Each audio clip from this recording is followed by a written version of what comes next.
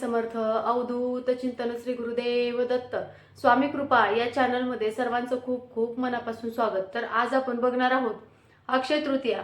ही आहे 19 एप्रिल 2026, वार आहे रविवार। या दिवसाला अनन्यसाधारण महत्त्व आहे। हे महत्त्व काय आहे, यामागील जे पुराणिक रहस्य आहे, जी पुराणिक कथा आहेत, या दिवशी कोणत्या कोणत्या गोष्टी घडलेल्या आहेत, हे आपण या व्हिडिओमधून बघणार आहोत। तर व्हिडिओ शेवटपर्यंत नक्की बघा। सर्वांना पुन्हा एकदा श्री स्वामी समर्थ।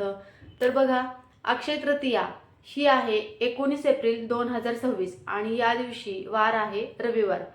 आता अक्षय तृतीया ही जी तिथी आहे, ही 19 एप्रिलला सकाळी 10:49 सुरू होते आणि याची तृतीया तिथी समाप्त 20 एप्रिल 2000 सकाळी।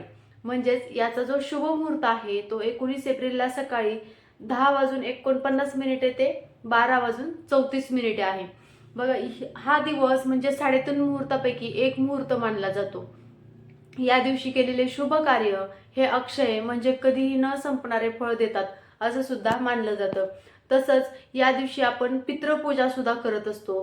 पितृदेवतांना किंवा आपल्या घरामध्ये जे पूर्वज पितृ होऊन गेले, आपण त्यांना सुद्धा या दिवशी पितृजेव घालत असतो। अक्षय तृतीया म्हणजेच काय, तर अक्षय म्हणजे कधीही न संपणारे आणि तृतीया म्हणजेच चंद्र महिन्यातील तिसरा दिवस। म्हणजेच या दिवशी केलेलं दान असेल, पूजा असेल किंवा कुठलंही आपण एखादी गोष्ट खरेदी केलेली असेल, ती गोष्ट किंवा ते जे मिळालेलं फळ असतं आपल्याला या दिवशी, हे आयुष्यभर टिकतं असं म्हटलं जातं। कारण बघा, आपण अक्षय तृतीयेच्या दिवशी सुद्धा गाड्या खरेदी करत असतो किंवा सोनं वगैरे खरेदी करत असतो किंवा प्रॉपर्टी वगैरे खरेदी करत असतो। कारण असं म्हटलं जातं, या दिवशी खरेदी केलेली कुठलीही गोष्ट ही कायमस्वरूपी टिकून राहते। याचं धार्मिक महत्त्व सुद्धा तितकंच आहे। या दिवशी सुद्धा सोनं चांदी खरेदी बरेच जण करतात। असं मानलं जातं की सोनं चांदी खरेदी केल्यामुळे संपत्ती वाढते आणि आपल्या प्रॉपर्टीमध्ये सुद्धा वाढ होते। म्हणजे जे आपल्याकडे सुद्धा ज्या काही गोष्टी असतात त्या दिवशी आपण सोनं किंवा चांदी किंवा एक चांदीचा शिक्का जरी खरेदी केला ना, तरी आपल्यापाशी जे म्हणजे आधीचं आहे त्यामध्ये सुद्धा वाढ होते असं सुद्धा म्हटलं जातं। नवीन कामाची सुरुवात असेल, घर वाहनं खरेदी सुद्धा करत असतात। तसंच दान, मग अन्नदान हे सर्वात श्रेष्ठ दान आहे। या दिवशी दानाला सुद्धा तितकंच महत्त्व आहे। तर बघा, या दिवशी जे काही धार्मिक गोष्टी आहेत, म्हणजे धार्मिक महत्त्व आहे या दिवसाला, हे आपण या व्हिडिओमधून बघूया। अक्षय तृतीया हा समृद्धी, पुण्य आणि नवीन सुरुवातीचा दिवस तर आहेच, पण या दिवशी श्रद्धेने केलेलं प्रत्येक चांगलं काम हे आयुष्यभर आपल्याला साथ देतात। अक्षय तृतीया हा एक फक्त शुभ दिवस नाही, तर पौराणिक काळामध्ये अनेक मोठ्या दिव्य घटना याच दिवशी घडल्या आहेत असं सुद्धा म्हटलं जातं। म्हणूनच या दिवसाला अक्षय म्हणजेच कधीही न संपणारं पुण्य असं सुद्धा नाव दिलं आहे।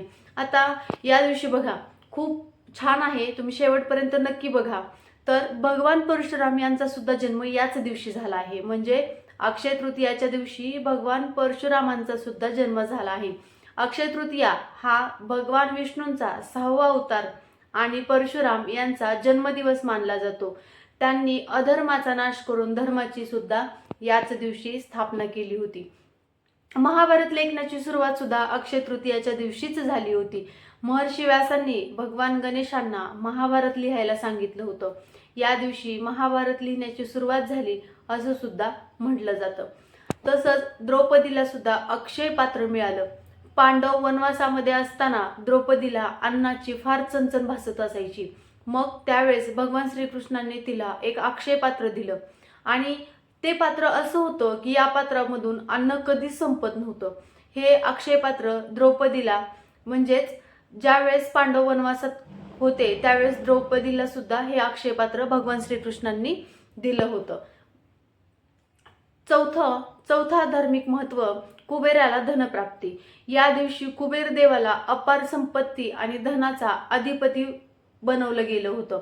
म्हणून या दिवशी धनवृद्धीसाठी सुद्धा पूजा केली जाते। तसेच या दिवशी कुबेर दिवा आवर्जून खरेदी करावा। बघा, ज्यांच्याकडे कुबेर दिवा नाही त्यांनी तुम्ही कुबेर दिवा घ्या।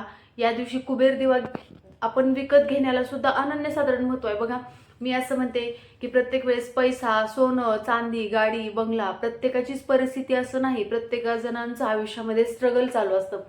ज्यांना बाकीच्या गोष्टी घ्यायला जमत नाही, म्हणजे आता सफिशियंट नाहीये बाबा की खूप म्हणजे महागड्या वस्तू, सोनं, चांदी, गाडी, बंगला वगैरे खरेदी करण्यापेक्षा ज्यांच्याकडे आहे त्यासाठी नो प्रॉब्लेम. पण या दिवशी धार्मिक वस्तू सुद्धा खरेदी करण्याला अनन्यसाधारण महत्व आहे. आणि बघा, ज्यावेळेस आपण या धार्मिक वस्तू घेतो आणि या दिवसापासून आपण सेवा करतो, त्याचं फळ आपल्याला खूप मोठ्या पटीने मिळत असतं. त्यामुळं मी असं म्हणेन की ज्या काही तुम्ही वस्तू सोनं चांदी खरेदी करण्यापेक्षा तुम्ही ह्या छोट्या छोट्या ज्या गोष्टी असतात ना, जसं की लक्ष्मीची पावलं खरेदी केली जातात चांदीची, आपल्या उंबरठ्यावरती बसवण्यासाठी सुद्धा. परत नंतर त्या दिवशी काहीतरी एखादी लक्ष्मीची मूर्ती विकत घेतली जाते. या दिवशी तांब्याचा कलश किंवा परत नंतर समई वगैरे अशा धार्मिक वस्तू सुद्धा खरेदी केल्याने आपल्या घरामध्ये म्हटलं जातं लक्ष्मी सुद्धा नांदते आणि याबरोबरच आपल्याला धनवृद्धी सुद्धा लाभते असं सुद्धा म्हटलं जातं. या दिवशी तुम्ही कुबेर दीप घेऊ शकता, तांब्याचा कलश खरेदी करू शकता किंवा चांदीची पावलं असतील, तुमच्याच्याने शक्य झालं घ्यावंच असं नाही, पण आपल्या आपल्या बजेटनुसार जर तुमच्याच्याने शक्य झालं चांदीची लक्ष्मीची पावलं सुद्धा तुम्ही घेऊन उंबरठ्यावरती या दिवशी हळदीचं लेपन करून लावू शकतात. हा सुद्धा खूप छान प्रभावशाली उपाय आहे लक्ष्मी प्राप्तीसाठी आणि धनवृद्धीसाठी. त्याचबरोबर तुम्ही तांब्याचा कलश, चांदीची पावलं आणि ₹1 शिक्का, म्हणजे जो चांदीचा शिक्का मिळतो ना, तो सुद्धा शिक्का तुम्ही या दिवशी विकत घेऊ शकता. तुम्हाला ज्या गोष्टी तुमच्या बजेटनुसार जमतील त्या तुम्ही खरेदी करू शकता, असं काही नाही हीच खरेदी करा तीच खरेदी करा. या दिवशीच परत गंगा माता सुद्धा पृथ्वीवर अवतरली होती, म्हणूनच तिला गंगा अवतरण सुद्धा म्हटलं जातं. काही मान्यतेनुसार गंगा नदीचा पृथ्वीवर अवतार या दिवशी झाला, म्हणजेच अक्षय तृतीयाच्या दिवशी गंगा नदीचा सुद्धा पृथ्वीवरती या दिवशी अवतार झाला. त्यामुळे या दिवशी स्नान आणि दान खूप पुण्यकारक सुद्धा मानलं गेलं आहे. या दिवशी धार्मिक ठिकाणी किंवा एखाद्या मोठ्या पवित्र नदीमध्ये सुद्धा स्नान करणं, तर्पण करणं हे आपल्यासाठी किंवा आपल्या पूर्वजांसाठी आपल्याला एक आशीर्वाद म्हणून आणि खूप पुण्यकारक हा दिवस मानला जातो.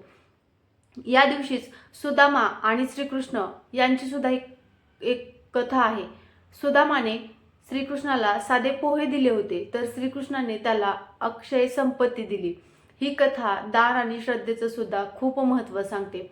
या दिवशी गरजू व्यक्तींना अन्नदान करावं किंवा एखाद्या व्यक्तीला छत्री द्यावी, कारण आता खूप उन्हाळा आहे.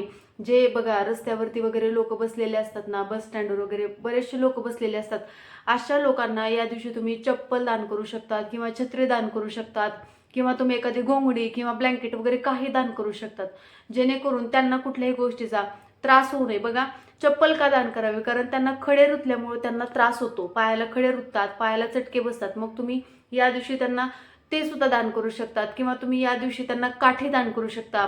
काठी, जे थकलेले वगैरे असतात, काठी टेकून टेकून चालत असतात, त्यांना तुम्ही काठी दान करू शकतात. पांघरायला ब्लँकेट दान करू शकता. तसंच तुम्ही छत्री दान करू शकता किंवा कपडे दान करू शकता. तुमच्या परिस्थितीनुसार तुम्ही कुठलीही गोष्ट एखादी दान करू शकता, काही प्रॉब्लेम नाही. याच दिवशी त्रेतायुगाची सुद्धा सुरुवात झाली होती.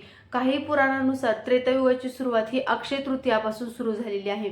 यामागचा खरा अर्थ काय होतो, तर या घटनांमधून एकच गोष्ट स्पष्ट होते, या दिवशी केलेलं चांगलं कर्म, दान आणि श्रद्धा कधीच वाया जात नाही.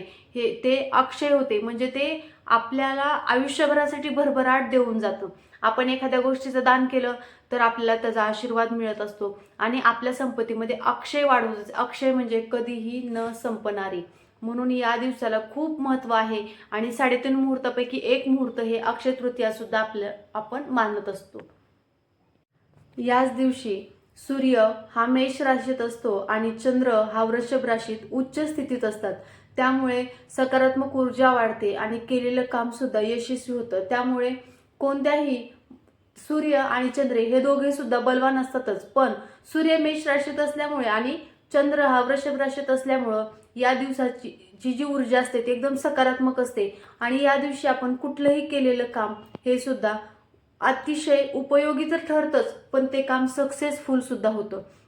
या दिवशीच आपल्याला फक्त सोनं किंवा एखादी गोष्ट सोनं चांदी खरेदी करायचं नसतं, तर आपण धार्मिक गोष्टी सुद्धा खरेदी करू शकतात.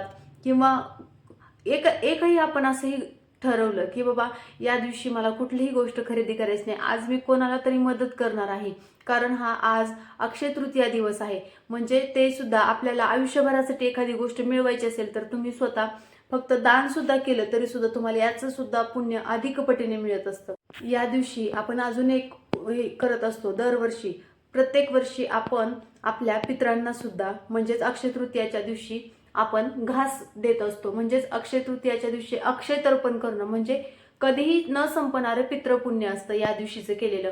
अक्षय तृतीयाच्या दिवशी केलेलं तर्पण किंवा पाण्याचं अर्पण पितरांना अक्षय म्हणजेच कायमस्वरूपी पोहोचते असं म्हटलं जातं.